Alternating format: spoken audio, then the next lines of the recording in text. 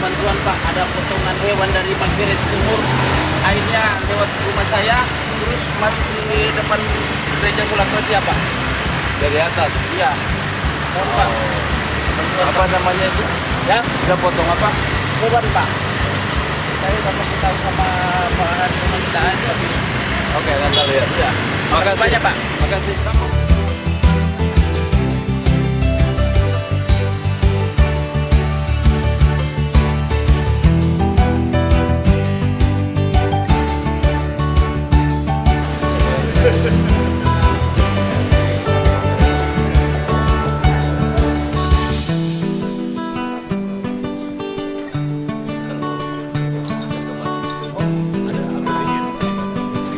Satu minggu Pak cuma.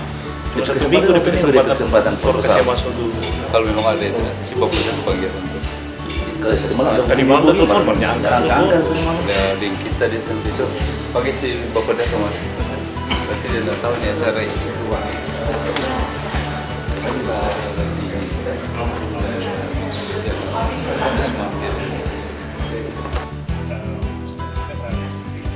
Kita juga akan menyediakan informasi to kepada kota untuk bisa dijadikan bahan pertimbangan oleh kota Manado. Fase ini dan juga pada Maret tahun depan This is kind of like the 5-year, 10-year, Di dalam periode 25, 50-year, 100-year loss level, and your flood, as we know, dan juga was seperti a yang loss of dimasukkan di something sini like termasuk 1.7 trillion. banjir yang luar biasa. This is Selain then dari the masalah comparison, materi, gap to yang be disebut sama filled. Pak Peter tadi, This ini is bisa diisi atau Manado kita bisa information. kurangi. Sebagai And then, informasi terkait dengan as kota mentioned, we Manado, try yang to think disebutkan about sebelumnya, health dan juga insurance, mengeluarkan alternatif like lain. parametric insurance. Salah satunya adalah And insurance, to parametric minimize this insurance gap.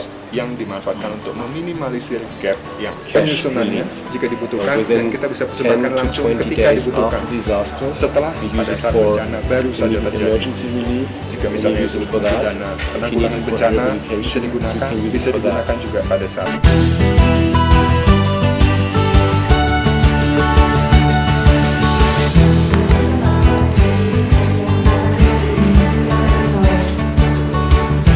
Yang dari provinsi juga hadir dari BPD dan Kota Manado, konsultan dari Jepang yang hadir.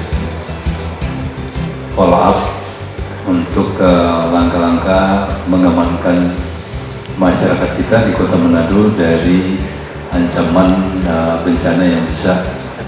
Iya, jadi ke masyarakat. Oke, saya informasikan baku dapat yang kalau boleh baku dapat untuk bikin usulan. Ada dari Dirjen Tata Ruang. Cuma tiga level 3. Ditanya BPS boleh.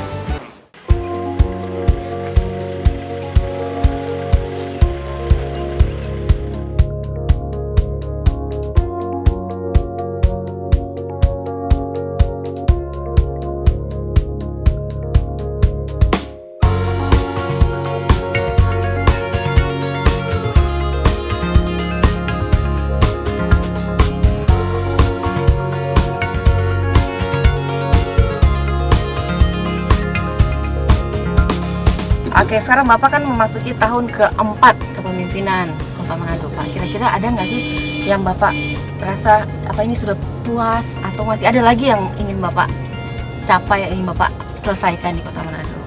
Oke, terima kasih. Kalau ditanya soal rasa puas kan manusia tidak pernah berhenti Iya, betul. kepuasannya. Tapi barangkali ukuran saya kalau bisa katakan udah tahun keempat dan apakah sudah puas atau cukup puas dengan kegiatan di kota. Susan, saya ingin sampaikan ketika seseorang menjadi bupati atau wali kota dan kemudian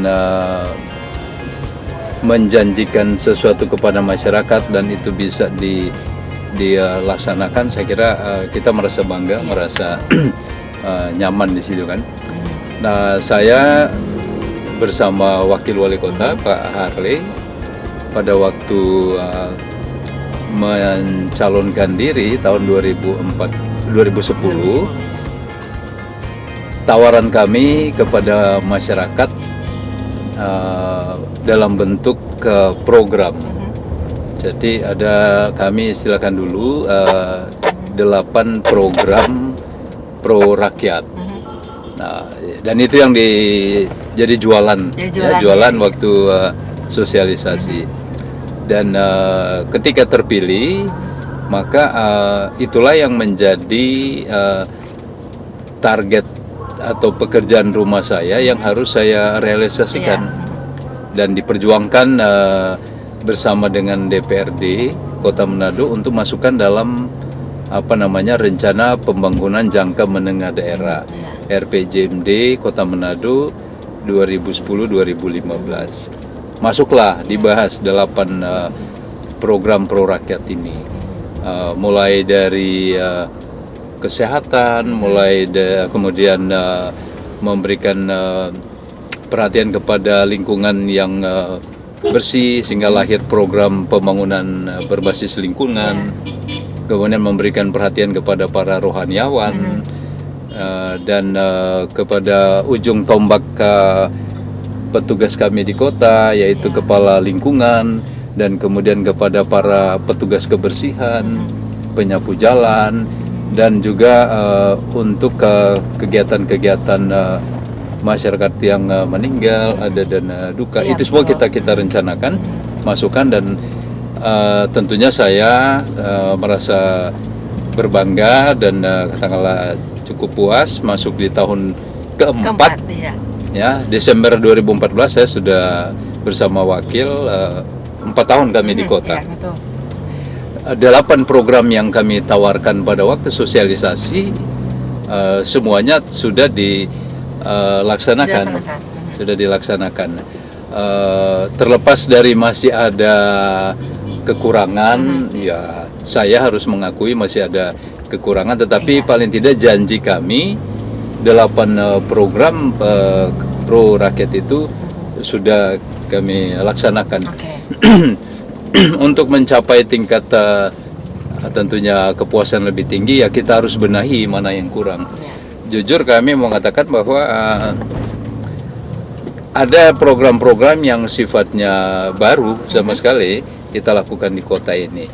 Contohnya program universal coverage itu kan baru Kota Manado yang melaksanakan di Provinsi Sulawesi Utara. Kita lakukan tahun 2013 Januari. Dan tahun ini sih 2014 sudah ada namanya BPJS Kesehatan. Tapi itu pun tidak menghapus program universal coverage yang kami rencanakan, karena BPJS belum mengcover semua penduduk yang ada di kota. Nah, di sana kalau masih ada kekurangan, ya memang itu karena baru, ya kita sedang mencari bentuk. Saya istilahkan kepada teman-teman, kalau ibarat ingat orang baris berbaris, ya dari sekolah dari dulu kan ada PBB namanya, peraturan baris berbaris. Nah, sambil mari kita langsung jalan, sambil berjalan barisan itu kita rapi-rapikan, sehingga ada pada satu titik tertentu sudah rapi betul barisan. Tapi kalau mau tunggu dia rapi dulu baru jalan, membuang waktu dan kelamaan. Sementara saya hanya punya waktu 5 tahun di kota ini kan. Dan ini sudah tahun keempat. Tahun keempat. Kalau masih mau tunggu dia jadi bagus semua peraturan baru dilaksanakan, mungkin kita ada program itu cuma sifatnya janji, nggak jadi jalan. Tapi menarik sekali Pak, prinsip Bapak ini seperti tadi ya. Jadi sambil jalan kita perbaiki, kita benahi. Makanya sambil jalan saya lebih banyak turun, memantau baik dia universal coverage, baik dia dana duka, baik pembangunan berbasis lingkungan. Sambil jalan kita perbaiki, makanya diperbaiki. Kalau dana pembangunan berbasis lingkungan awalnya ada di satu SKPD namanya BPMK, tapi setelah jalan saya lihat terlalu banyak pekerjaan yang menumpuk di badan itu, sehingga tahun ini kita cari solusi, kirimkan ke kecamatan-kecamatan. Jadi sambil itu yang saya katakan, sambil jalan sambil kita atur barisan, sambil kita berjalan programnya kita lihat di mana sih kekurangannya. Kita perlahan-lahan cari bentuk yang lebih baik dan lebih sukses. Di kesehatan juga begitu. Pasti juga teman-teman yang mengelola BPJS sekarang yang secara nasional, dorang pun akan mengalami masalah-masalah yang sudah dialami oleh pemerintah kota setahun yang lalu. Contoh ya, untuk program ini ketika jalan kita tidak berpikir bahwa akan meledak layanan kesehatan di kota sedemikian banyak. Iya. Apa yang terjadi dulu, malah orang sakit, orang malas ke rumah sakit, ya. karena tidak ada barangkali biayanya terbatas mungkin kan, sehingga sudah pasrah. Sekarang karena pemerintah kota sampaikan kalau sakit dia dilayani gratis, kok orang pergi mulai dari puskesmas sampai rumah sakit. Iya, betul, Pak. Salah satu yang sangat mencolok adalah misalnya jadi banyak orang yang cuci darah sekarang ini. Nah, cuci darah itu hampir 1 juta kalau salah, 1 juta setiap sekali dia sekali cuci darah. Nah, kalau 1 minggu dia 2 kali cuci darah, 2 juta 1 bulan, berarti saya harus siapkan kepada pasien yang cuci darah 8 juta per bulan, yang sebelumnya tidak mungkin dia dibilang aduh kita sudah pasrah banyak aja. Nah, sekarang terjadi apa masalahnya? Rumah sakit kelebihan pasien cuci darah, sementara alatnya terbatas. Yang lalu tidak ada masalah barangkali di rumah sakit soal cuci darah biasa, mungkin 1 hari 2-3 orang. Tapi sekarang alatnya antre. Jadi alatnya orang yang antre di alat, sehingga saya dengar untuk 1 poin ini khususnya misalnya di Kando sampai tengah malam dia melayani cuci darah. Nah, itu yang pertama yang saya lihat menarik di kesehatan ini. Yang kedua, Palang Merah dengan unit transfusi darah itu sampai kehabisan stok darah.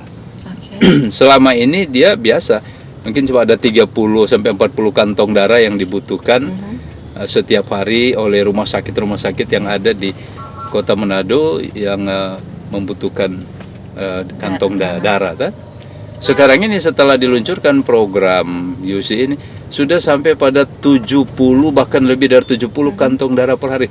Stoknya yang biasa 3-4 hari di stok ini habis. Iya, jadi dia kesulitan. Maka apa yang terjadi?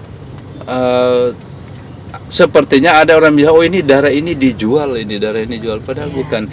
Karena kekurangan darah, ada orang yang masih butuh untuk transfusi darah. Akhirnya ada orang yang menunggu di rumah sakit mau perlu darah. Oh, dia cari orang. Nah, orang-orang yang dicari ini kan dikasih biaya sedikit, barangkali biaya itu yang diambil. Nah, selama ini dari program kesehatan tidak melihat sampai ke sana. Saya pikir di BPJS juga akan mengalami salah satu. Tapi pada dasarnya bisa teratasi. Sudah mulai. Itu yang saya bilang sambil jalan barisan kita rapikan, itu saya diskusikan dengan teman-teman di Palang Merah apa yang harus kita lakukan. Berarti kita perbanyak sosialisasi kepada masyarakat untuk rela menyumbangkan darahnya kepada teman-teman pegawai. Setetes darah itu sangat penting. Jadi itu yang kita lakukan. Nah, kalau katakan kembali kepada puas, saya setelah 8 program ini sudah jalan, mencari inovasi baru, program-program apa yang bisa dilakukan terobosan ke kota. Antara lain untuk melindungi masyarakat dari bencana. Jujur di 8 program tawaran kami tidak punya pemikiran bahwa nanti tahun sekian ada bencana besar di Kota Manado. Ya, tidak pernah terpikirkan. Tapi ketika terjadi seperti ini ya kita harus mencari inovasi bagaimana mau mengatasi masyarakat ini. Lahirlah program kita untuk membuat antara lain Sungai Tondano harus dilindungi, masyarakat itu bikin tanggul, kemudian supaya sungai terlindungi dari orang yang buang sampah sembarangan, maka orang bikin jalan di pinggir. Nah, itu sudah baru mulai jalan.